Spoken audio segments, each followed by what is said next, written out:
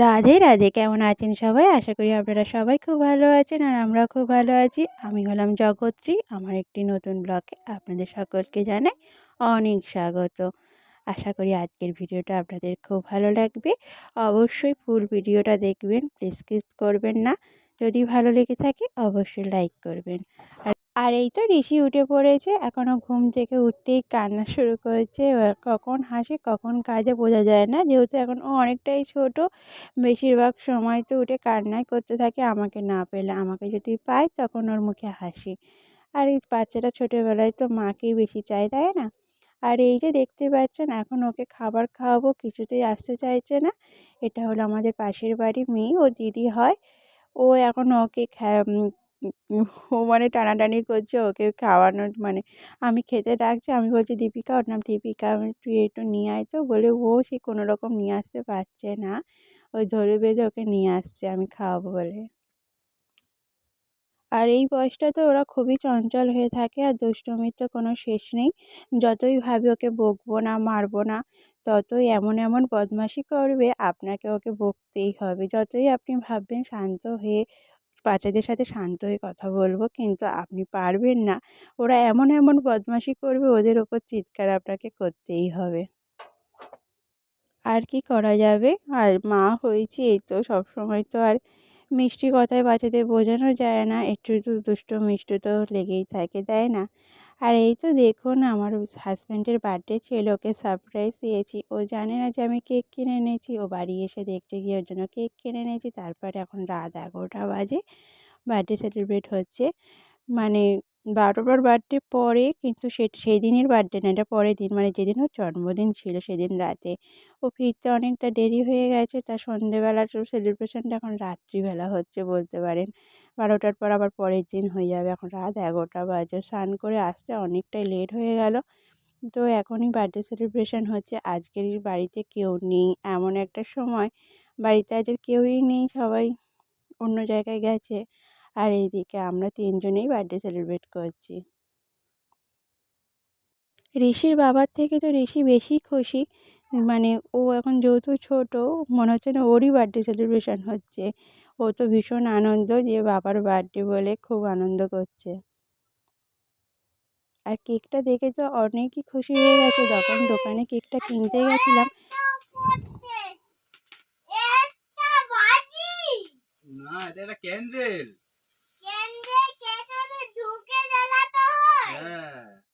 হ্যাঁ, ফুদি। না, happy birthday to you. শোনা বলো, happy birthday to you, happy birthday to you. বলো বাবা, বলো বলো হ্যাপি বার্থডে টু ইউ বাবা, বলো বলো হ্যাপি বার্থডে টু ইউ বাবা। Happy birthday to you dear husband. ওটা বাবার নাম লেখা আছে, এই দেখো বাবার নাম লেখা আছে, বাবার নাম। Happy birthday to you, happy birthday to you, thank you Sonai. Happy birthday to you.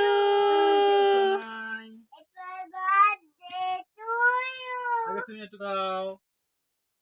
বাবাকে খাইয়ে দাও, বাবাকে খাইয়ে দাও। তুমি নাও আগে, তুমি আগে নাও। নাও।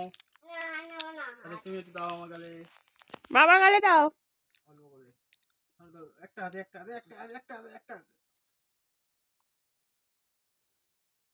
Thank you. ভালো হয়েছে। এটাতে হ্যাঁ, থ্যাংক ইউ। কেকটা দেখে তো খুবই খুশি। যখন দোকানে কেক কিনতে গেছিলাম, তখন যখন কেকটা কিনি এরকম নাম টাম বলি, তখন ও বলছে বাবার বার্থডে। আমি বলি হ্যাঁ। বলে বাবাকে তাহলে সারপ্রাইজ দেওয়া হবে, মানে আমাকেও বলতেই হলো না সারপ্রাইজের কথা, ও নিজের থেকেই বলে দিল। মানে এখনকার বাচ্চাদের আর কিছু শেখাতে হয় না, ওরা সবটাই বোঝে, সবটাই জানে, এরকম বিষয়। এই বয়সে তো আমরা কিছুই জানতাম না, মানে কিছুই বুঝতাম না। আর ওর বাবা এখন পিস পিস করে কেকটা ভাগ করে দিচ্ছে। ঋষি তো এখন কেকের দিকে তাকিয়ে ওয়েট করছে যে ওকে কখন কেক দেওয়া হবে, ও কেকটা খাবে। আর এই কেক মানে জন্মদিন মানে একটু তো মুখে মাখা যায়, তাই না? নাহলে একটা জন্মদিন ভাব হয় না। সেই জন্য ওর বাবা রাজি ছিল না, তাও ওর বাবার গালে একটু কেক আর ঋষির গালে একটু কেক দিলাম। আর আমাদের এই ছোট্ট ৩ জনের ফ্যামিলি কেক জন্মদিন সেলিব্রেশন ছোট্ট করেই এইটাই এই মুহূর্তটাই খুবই আনন্দের। জাঁকজমকটা কিন্তু বড় কথা না, মনের আনন্দটাই কিন্তু আসল। আর এই যে ঋষি দুষ্টুমি করছে, খাওয়ার সময় হলেই ওর হাজার একটা দুষ্টুমি থাকে, দুষ্টুমির কোনো শেষ নেই। আর এটা হলো পরের দিনের ব্লগ। এই যে আমার চা আর ওর খাবার নিয়ে চলে এসেছি। এখন ওকে খাওয়াবো, আমিও খাবো। ওটা আর কি এই গো যে সোনা? ঠাম্মি ঘুরতে গেছিল, সেখান থেকে ওর জন্য একটা লাবুবু খেলনা কিনে ও এনেছে। এই বাবা, যে কত রকমের এইগুলোকে মুখ বলে লাবুবু হচ্ছে। ডল। আস্তে আস্তে এখন ঘোরাও, আস্তে নতুন আস্তে। খুব উঠেছে, ট্রেন্ডিং চলতে বলতে পারেন।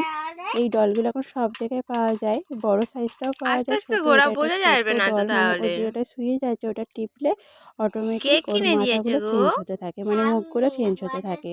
অনেক রকমের ৩-৪টে মুখ হুম। আছে, আরও বেশি মনে হয় ৪টে-৫টা মতো মুখ আছে, চেঞ্জ হতে থাকে। আর ওই ডলটা পেয়ে তো খুবই খুশি।